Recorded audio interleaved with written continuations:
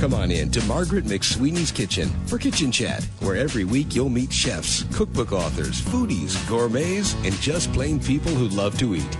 And along with laughter, chat, recipes, and stories about food, you'll sometimes also hear words of inspiration, love, and hope. As Margaret always says, Kitchen Chat is food for the senses and food for the soul. So grab a cup of coffee, put your feet up on a comfy chair, and get ready to spend a little time with Margaret and her friends. Hello, dear foodie friends, and welcome to Kitchen Chat. I'm your host, Margaret McSweeney, and I am so excited to share the joy of cooking with the great grandson, John Becker, and his wife, Megan Scott, here in Chicago. First of all, welcome to Chicago. Oh, thank you so much.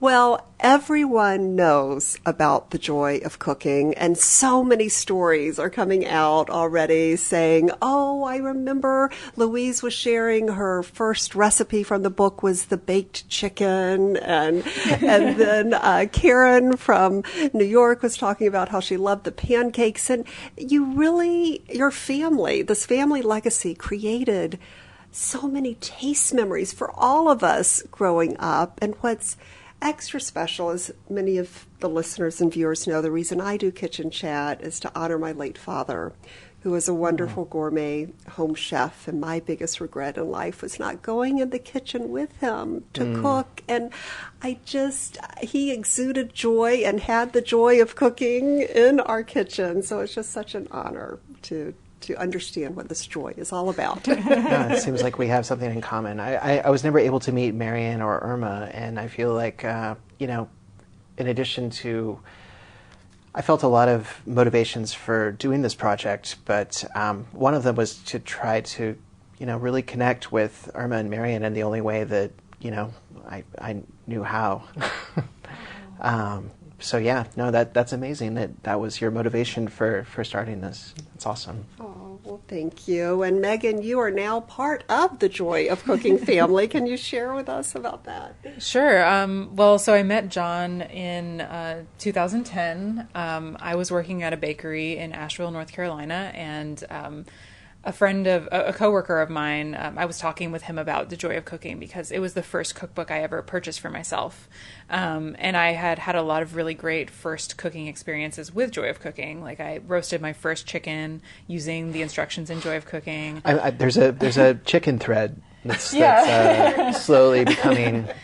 But I was talking to a coworker about this, and he said, well, didn't you know that the guy whose family wrote The Joy of Cooking works at that coffee shop down the street?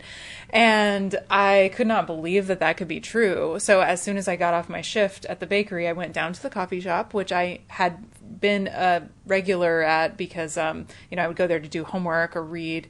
And so I kind of knew all the baristas, but I asked the barista behind the counter if he knew anything about that. And it happened to be John, who was working, and he sort of blushed and was like, yeah, that's my family. And I was just overwhelmed and amazed, and we had some more conversations, and then your coworker wasn't lying. No, I thought he was, I couldn't believe it. But I ended up asking John out on a date, and we hit it off, and that's how that got started. I love that. So you found your joy with Joy of Cooking. And John, if we could just go way back into the family legacy here. Yeah. How did this all begin with Irma? And why was she so joyful in the kitchen? So Irma, she was a housewife. Her two children were out of the house, and unfortunately, her husband Edgar was very sick with cancer. Also was dealing with some probably undiagnosed, especially at the time, undiagnosed psychological problems. Probably was depression. At any rate, he committed suicide. Very sad. Especially for the origin story of something that's called The Joy of Cooking. It's kind of a dark, macabre beginning. But so Irma was of a generation of women who did not have any professional training, which just wasn't expected. Mm-hmm. Maybe there were a few of Irma's contemporaries who would go off to college, but she was not one of them. She kind of had the she was brought up to be a lady. And so she had, she did the European tour, and visited some relatives in Germany, because her parents had emigrated. And so, she was worldly, but she was not, did not have any really marketable skills. So, she was, in her 50s? She was in her 50s, and, Edgar had left her with, I guess what it would be the equivalent of a year's salary. She took half of that, and despite the fact that she had, she was not renowned for her cooking abilities, she was a renowned hostess.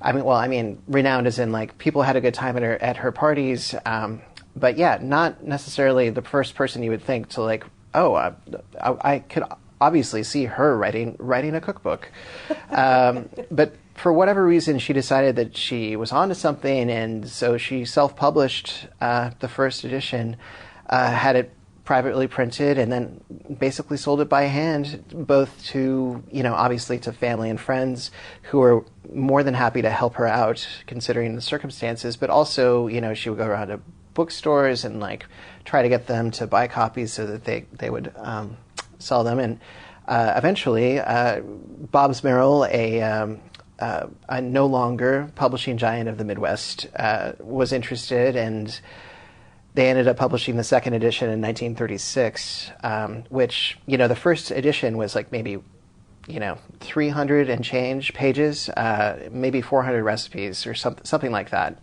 I haven't counted them, but it's a modest amount compared to what was to come.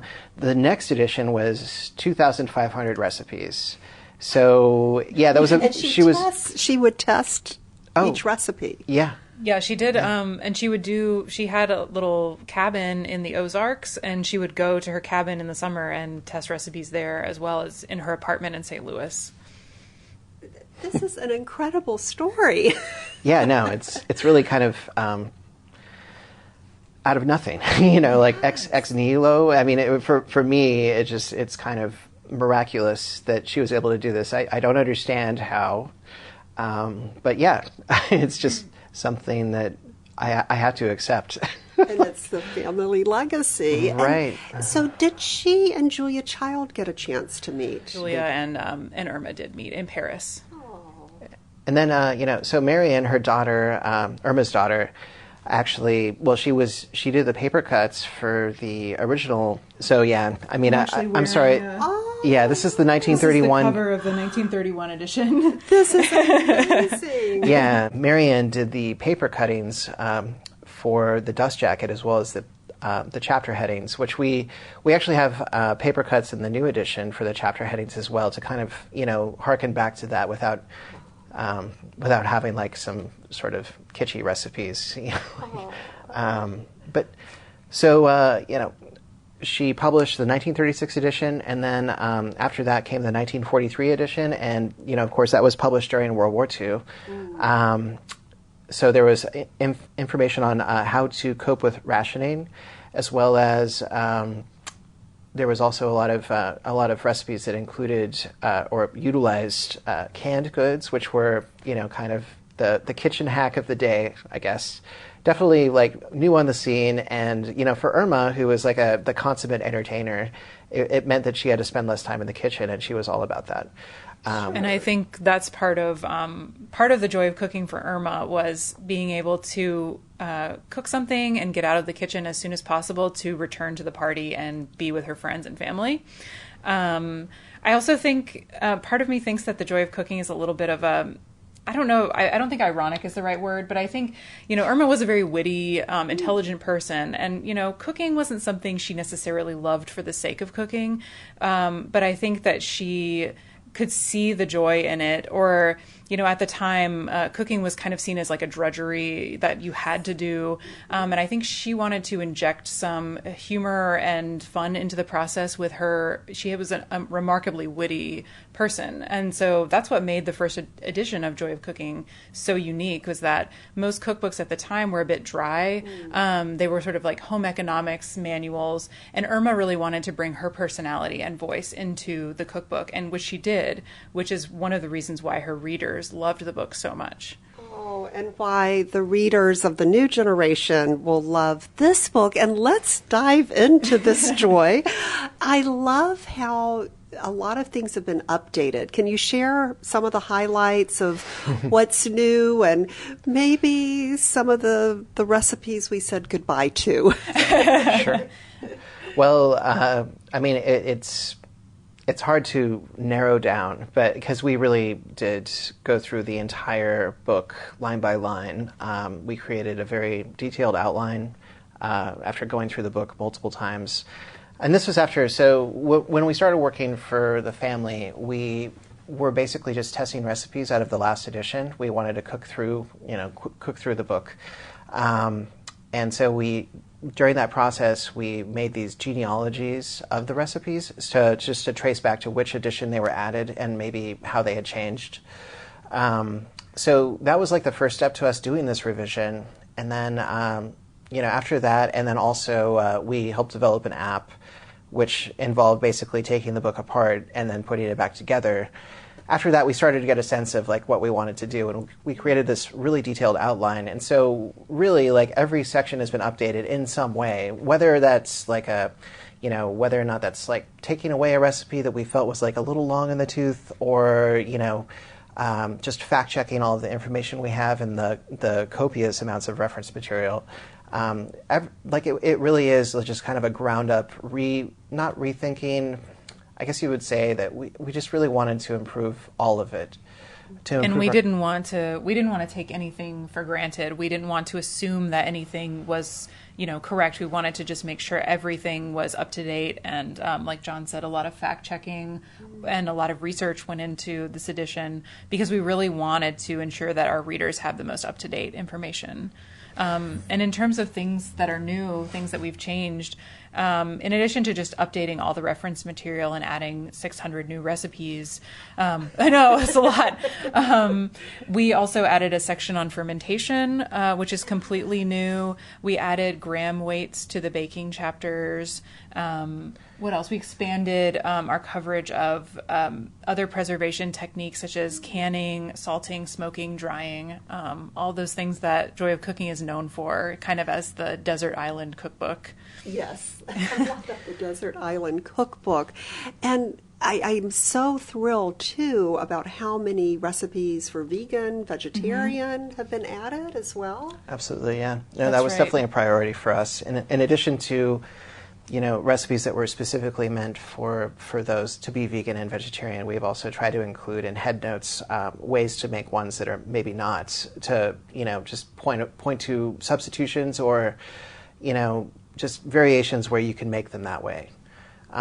So that way, we're not necessarily like, not every recipe that can be made vegan is going to have vegan in the title. Right. But, especially our vegetable chapter is it's always been, extensive. It's a alphabetical by vegetable, chapter. So it's a very systematic, collection of recipes. I mean, it's almost its own cookbook. You could say that about a few chapters in there. The meat chapter, it definitely, by the time we were done with it felt like its own cookbook, just because it took a super long time. It was a ton of research. Getting back to the vegetable chapter, we were talking earlier about how you hadn't been to Portland yet, but you'd heard about the farmers markets. And that's definitely that was a huge influence on us. And we really tried to cover all of the interesting varieties of produce that you can now find at farmers markets. And so, definitely that was in addition to researching, the Know Your Ingredients chapter was a fantastic thing for us to research, just because it was just one rabbit hole after another that, deep dive after deep dive. But the vegetable chapter also was just fantastic for that. Had a really good time doing it. What new vegetable was added? Well, let's see. Celtis? Yes, Celtis is new. And what is Celtis? It's a stem lettuce. So it's a variety of lettuce that's grown for its stem. It's primarily a Chinese. It's actually, I think it actually is of European origin, but for some reason, it fell out heavily used in Chinese cooking and not so much in European cooking. But it's really great. It has a very kind of firm it's firm textured. It's crunchy, a little bit sweet and nutty. Nutty. It's a Yeah. very interesting vegetable for sure. But we also just expanded our coverage of vegetables that were already discussed. For example, the section on mushrooms. Yes. I think in the last edition there were maybe a dozen, or maybe not even a dozen, maybe like 8 varieties covered, and now we cover, I think, like 18 to 20 varieties of mushrooms. You know, mushrooms are such a huge thing in the Pacific Northwest, so we wanted to cover as many varieties as possible.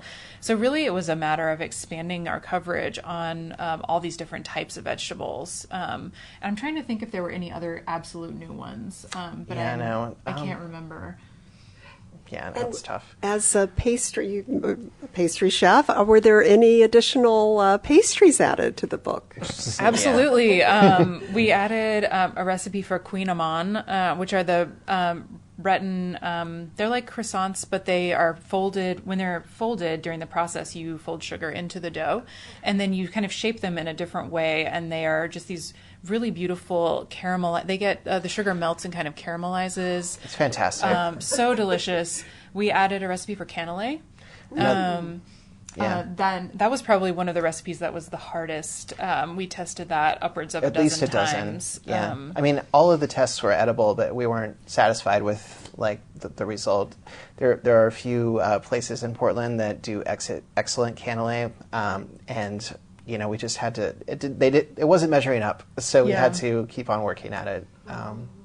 Well, I know we all said goodbye to a few recipes. Was it the wiggly shrimp? Shrimp wiggle. Yes. Truly, I think, it was best to leave that recipe in the past. It's okay. We can say goodbye to recipes. Yeah. No, that was a retro. It was a kind of a retro touch from the last edition. And it was already kind of antiquated when it went back in, and we just decided it was time to take that away. Mm-hmm. But there are like lots of other more subtle ways that we kind of whittled down on the older material just by offering like one basic recipe and then having like an additions to that recipe section. I'm trying to think of a good example. One example of that would be the stuffing recipe. So we have a recipe for like basic bread stuffing. And then in the previous editions, there would be half a dozen variation recipes based on that one. But what we did was we kept the basic recipe, and then we turned all the variations into a list of optional ingredients that you can add to the stuffing to kind of make it different or make it the way you want to make it. So rather than taking up all the space with those additions, we just kind of give a list of optional ingredients. So it's like just being more efficient, and that's to make room for new material. And you talk about talking about making things more efficient, streamlining. Can you share with us about that concept in the book? Sure. It's a new chapter. The title of the chapter is Streamlined Cooking, and it's actually taken from a book that Irma published in 1939. Not part of Joy of Cooking canon necessarily, but a lot of the recipes in the 1943 edition that used canned goods are actually from Streamlined Cooking. And so, like I was saying, how that was like the newfangled technological hack of the day. We felt like we just wanted to repurpose that concept, just as far as like, instead of thinking about using convenience products or trying to buy pre-made things, like how do you make cooking a practice rather than a performance? So instead of like starting over from scratch every time and like, got to make a grocery list, got to go to the grocery store, got to make sure I have everything on the list, and then I'm going to go home and follow this recipe. I mean, that's a great way to learn how to cook a recipe, especially for the first time, and it's how we all learn. But doing that day in and day out it's just tiring. It's really tiring, and that's probably, I'm armchairing this, but I think that's probably what turns people off the most about making a habit of cooking. So what we wanted to do was provide some strategies for how to. It's not just meal prep or meal planning. It's more like it's a little bit of both. So let's say you make a batch of beans. Like let's say you cook a pound of chickpeas. How do you use that throughout the week? How do you reinvent it, I guess? So like the first night you have a chana masala, or maybe even just a spicy chickpea soup. The next night you could repurpose, like if you made the chana masala, you could maybe bake some sweet potatoes and then fill it with the chana masala for like another way of using that, or maybe even just start over with a chickpea, like whatever chickpeas you have left over, and make like I think we have a really good recipe for a roasted cauliflower and chickpea salad. Mm-hmm. It was just fantastic. But yeah, just like ideas like that, and of course, like we try to give some examples, just I think 5. Like kind of like throughout the week, this is how you would use, like for instance, a roasted chicken, or this is how you would repurpose like a slow roasted salmon fillet, or yeah. But it's also it's about creatively using leftovers or strategically cooking so that you don't have to start from scratch every single night. But also, how do you use kitchen scraps or, leftover things that you might normally throw away? How do you kind of strategize? So that's what that whole chapter is about, is kind of developing the practice of cooking to get yourself in the kitchen more, but with a little bit less effort. And hopefully, like, less money. Yeah. Yes. Yeah. I love that this is such a reflection of your generation as well with the streamline. Well, meal planning goes for everyone, but being conscious about wasting food, because there's so much food waste here. So that is so great to see that element in here too. Well, as we all know, the joy of cooking connects us all. Can you share with us some heartfelt stories that you have heard throughout this joyful journey from how it impacted people's lives? We had no idea. I personally had no idea, like, the kind of connections that we would have with complete strangers. I mean, I realized, at a pretty young age that a lot of people have had the joy of cooking in their homes, or like their mothers or grandmothers had passed them down.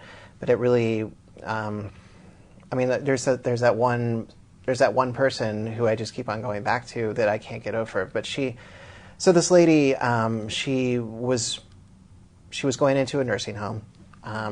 She had a paperback edition of the 1963, and she sent it to us, and it was like in a Ziploc, because it was literally like destroyed. Like, you would have to like kind of, it was not a flip through it. It's more like, okay, I'm going to put this page over there, just keep, if you wanted to actually use it. And she accompanied it with a note, and basically saying like, this is in such horrible shape that I just don't think that my daughters are going to, really appreciate it. But I just wanted to send this back to you and let you know that this book has gotten me through, what was it, like 3 marriages, has helped me raise 6 children, has been through a flood. just all of this really, it was just like not a life story. It sounded like, several life stories, like all in one. And she was just like, I just wanted to let you and your family know that that you really have helped me, that, you've always been there for me. And it was just like one of the most touching things we've ever gotten. But we've had emails that have, some of the emails are, equally touching. We had a young woman who, I think she was in middle school, and she started to have chronic migraines, and couldn't play the sports. She loved playing sports, but she just couldn't play sports anymore because of this condition. So kind of as a new hobby, she started baking. And she used the joy of cooking, and she wrote us a note telling us how much she loved the book. And I think we ended up sending her a birthday card. And so you just have these really amazing interactions with people that you never would have met otherwise through the book. And it's incredible to see how it's touched so many different people over the years. And it definitely raised the stakes for us, just having to, just trying to improve, quote, I'm sure that not everybody's going to think of it as an improvement. Because you can't please everybody, but definitely, it really added to our sense of what we were dealing with. That, having grown up with it, you can only know so much about that. until you start interacting with our readers. I feel like we really have a special relationship, a unique relationship with our readers. And I just think this is such a hug from heaven. That's something I like to call on this journey that I've had in understanding my father's joy of cooking, to be able to meet the legacy of the joy of cooking. But how wonderful that your great-grandmother continues, and now through this generation, to bring people around the world around the table, to share meals and conversations and special moments with family and friends. That's such an incredible legacy, truly. No, it is. I mean, we're incredibly lucky, and working on something like this. Even when I wasn't thinking of following in Irma or Marion or Ethan's footsteps, I couldn't have dreamt of like a more meaningful project to do. I mean, it's brought a lot of direction to my life. It's helped me utilize a lot of skills that I thought I would never use. And cook how many thousands of test recipes? I mean, before we'd even started the revision, we had tested about 1,500 recipes. So yeah, it's hard to even believe that myself. You just give yourself, enough time, and Yes. Well, I always like to end the show with the top 3 tips for the home chef. But I think in this case, what are the top 3 tips for the joy of cooking, for the home chef to find the joy of cooking? I think lower the stakes. Yeah. I mean, just don't be afraid to make some mistakes, and realize that it's just food. I mean, I really think that the bar is so high in a lot of people's minds. Whether it's like from watching too many competition shows to just feeling just intimidated by the kitchen, or by just take it one step at a time, and it's and also sharpen your knives. Yes. I would also say mistakes are frustrating, and things that don't turn out well can be frustrating, but when you make a mistake, it's an opportunity to learn, and some of my biggest, learning moments in the kitchen have been because I totally messed something up. So I think, allow yourself to be upset for a minute, but then say, okay, what have I learned from this experience? And that is where you're going to find, I think, part of the joy of cooking is just that everyday learning opportunity that you get in the kitchen. Thank you so much, John Becker. Was that 3? I think 3. We can add in a bonus if you have a bonus, Joy. Add more garlic. I don't know. Yeah. Well, thank you both, John Becker and Megan Scott, for sharing the joy of cooking. Dear foodie friends, I'm going to make sure that we have a link to this fabulous new book. Make sure you get it, especially with the holiday season, and it's a great gift for any occasion. But thank you so much for being on Kitchen Chat. Thanks for having us. Yeah, thank you so much. And thank you, dear foodie friends, and always remember to take a moment and savor the day. Thanks for joining Margaret for Kitchen Chat today.